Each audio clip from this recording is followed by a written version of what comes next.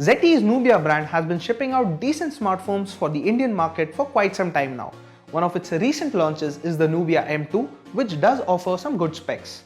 Now launched at a price of 22,999 rupees, it does offer things you would expect from a modern premium smartphone, including a dual camera setup, a metal body design, and a powerful processor. But is it as good as it looks? Well, we dig deep to find out. Nubia has stuck with a familiar design for the M2. The phone is comfortable to hold thanks to its curved edges and the weight feels about right. It has 2.5D curved edge glass on the front which blends into the metal unibody seamlessly. The beveled edges are finished in gold which looks good. The metal body feels premium and there are antenna bands running along the top and bottom of the rear. The dual camera module at the back gets a red highlight just like other smartphones from the company. The 5.5-inch AMOLED display has a full HD resolution, making it push out 401 pixels per inch. We found the display to have good contrast and deep blacks. If you don't like how it looks, then you get the option to tweak the color temperature. Brightness levels are good, but the display can truly be enjoyed indoors as it tends to get a little reflective under direct sunlight. Nubia has put the fingerprint scanner below the display and there are capacitive touch buttons on either side. The power and volume buttons are also easy to reach. The SIM tray is positioned on the side and has two nano SIM slots, but you can pop a micro SD card into the hybrid second slot. The phone has a USB Type-C port at the bottom along with a speaker grill and a 3.5mm headphone socket. Powering the Nubia M2 is the proven and tested Snapdragon 625 octa-core SoC paired with 4GB of RAM.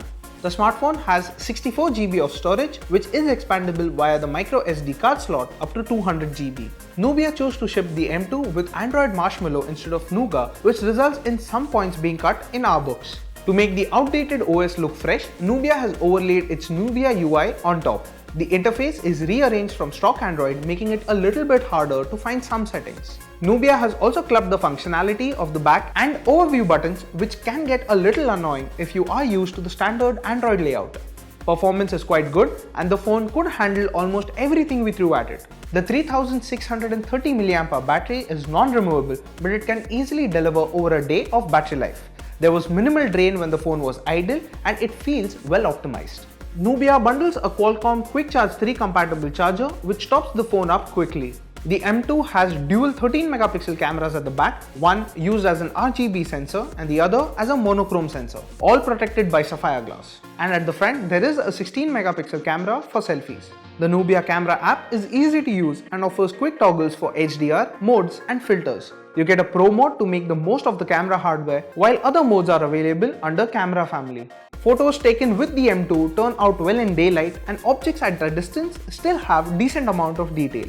Macros are good and the portrait mode does help in creating good separation between subjects and backgrounds. Low light photos aren't all that great and most have a watercolor effect. But if you have good lighting around the subject, you may be able to walk away with a decent image. The Nubia M2 looks pretty good and performs well. The display and battery life are its strong points. Unfortunately, it runs on an outdated version of Android and the camera performance suffers in low light. Other devices such as the Moto G5s and the Xiaomi Mi A1 offer roughly the same hardware for less, making the Nubia M2 feel overpriced. Thanks for watching. Do give us a thumbs up and don't forget to subscribe. You can also follow us on Facebook, Twitter and Instagram at Gadgets360.